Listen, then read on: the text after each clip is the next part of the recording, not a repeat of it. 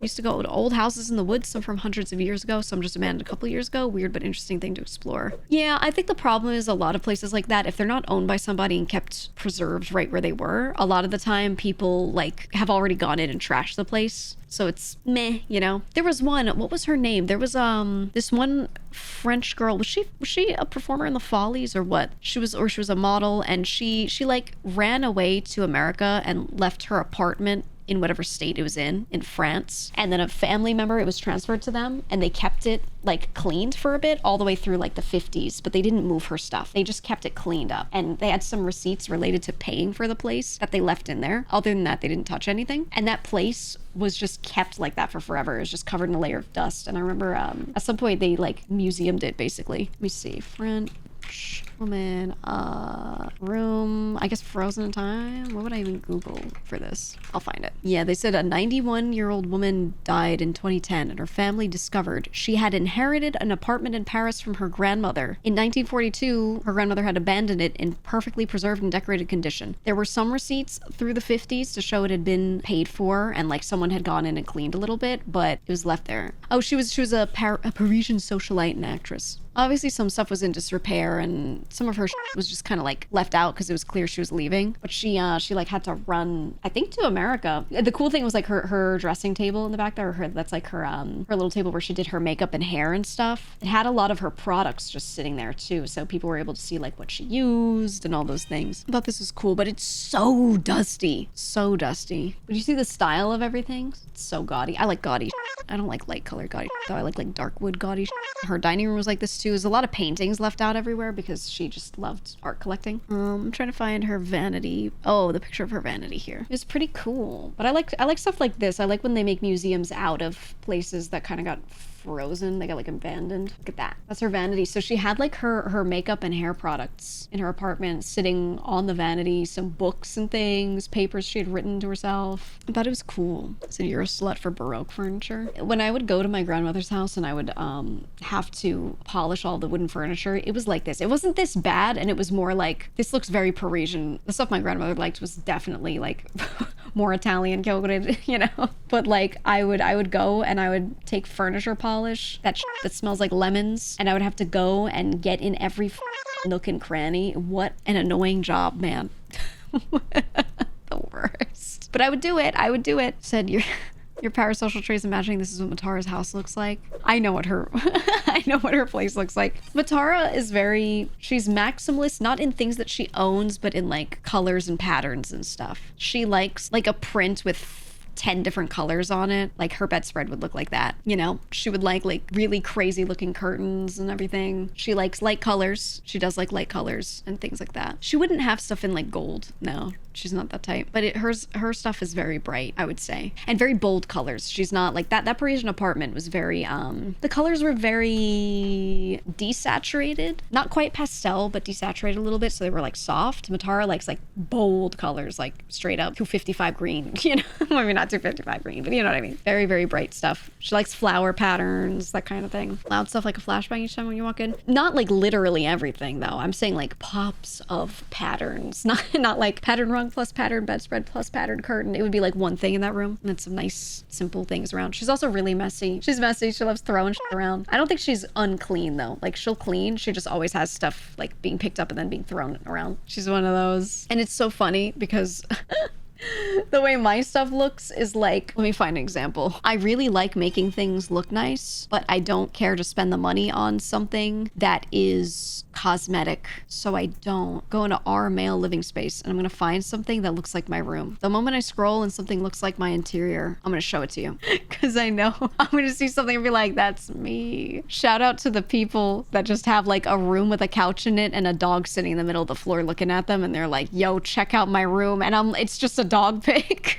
I think that's great. Oh my God. Okay. I found one that is literally me except for one thing. You ready for this? I love it because it's like a black and white gray hellscape, which is what I love. Take the plant out of this room and I don't have a fireplace. This is it. I got a couch. Take the blanket off of the couch too, and the accent pillows. Take the things that add nice color out of this room. That lamp, gone. Take the shelf off the wall, okay? I've got a floor, I've got a couch, I've got a TV, I've got a shelf under the TV with like things relevant to the TV. I got a mirror, I got a side table. The difference here is I have a kotatsu in the middle of the room, but I don't have the skirt on it. It's just a table on the floor because it's not cold out. Make it look as bare and disgusting as possible, but clean. That's that's what I live in. And that's how I love it. That's how I love it. It should look like that. Easy to keep clean, I guess. Exactly, because one of my cats, Wolfie, I think he's allergic to himself. There's a lot of dander around. He starts sneezing a lot. So I wanted the place to be the easiest to clean thing as possible. I want to go with the vacuum and go, ew, and then dust and go, ew, and it's done, right? Like zero effort. It's just clean. So my couch is also leather. It's not like a fabric that holds dust. I just can wipe it, you know? So I can throw a blanket on it if I want it to feel surface level soft, if I want, but I can swap those out and clean them easily. So no carpets. No, instead of carpet, I've got a wood floor and I have a nice area rug that looks like a whole lot of nothing. It's gray.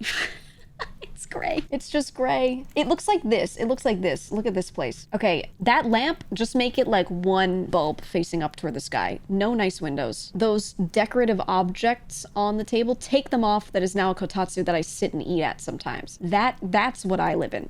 It's like this, and my rug looks like this. It's just more gray. If you took this and just desaturated the color from the rug and made it gray instead of brownish, boom. Leather couch and cats. My cats are angels. They do not scratch the couch. I also weekly clip the ends of their nails so they're not like super sharp. So if they just jump on it normally, they don't scratch the shit out of it. I'm a solid cat parent who doesn't let them learn that that's okay. But yeah, this is like, if I had nice windows, I think my living room would look nice, but I don't. So instead I look like this, but a more hellish box. I saw this other picture and I was like, this is my office, except, I don't know, the decorative style is not the same, but the vibe is. Are you ready for this? Now imagine there weren't as many objects around. This guy's desk is disgusting. It's probably clean. It's just covered in stuff. Take all the extra shit off. I too have a pegboard on the wall with on it. I have a desk. I have some curtains. I have a chair. I have a low table on the wall behind me that has all my 3D stuff. Take this room, take out that bed, turn it into a cat tree, and there you go, man. I also have a gray area rug like this room does. Just the thing is, this room has some nice warm colors. Make the desk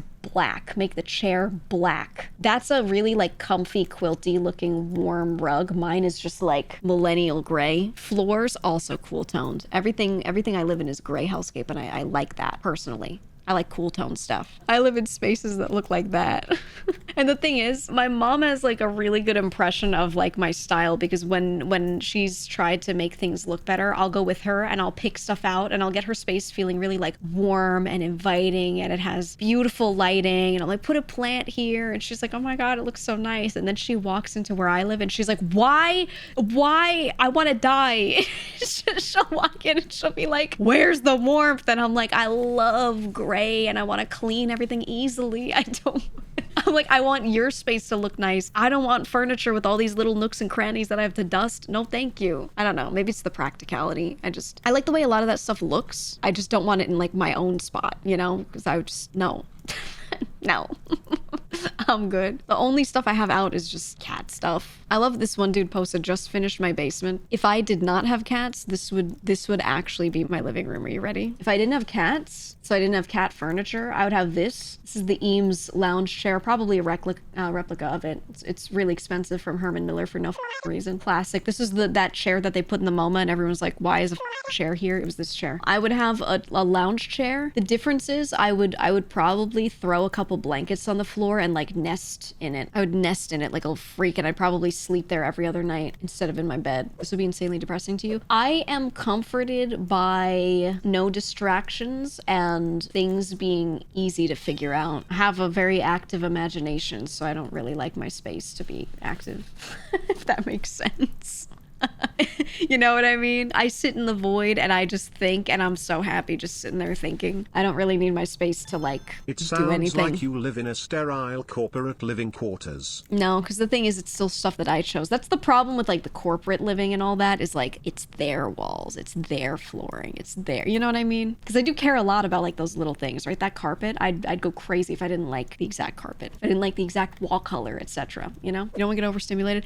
I don't get overstimulated though. That's not the problem. It's just more comfortable. Because I know people that have a more maximalist style, and I'll sit in those rooms and I'll feel fine. I just don't want to live in it and have to maintain that. Because like being in a place isn't really the problem. It's thinking like, okay, the more shit is in there, the more I have to regularly do, right? And I'm not about to deal with all that. No, thank you. No, thank you. I want it to be easy, dog.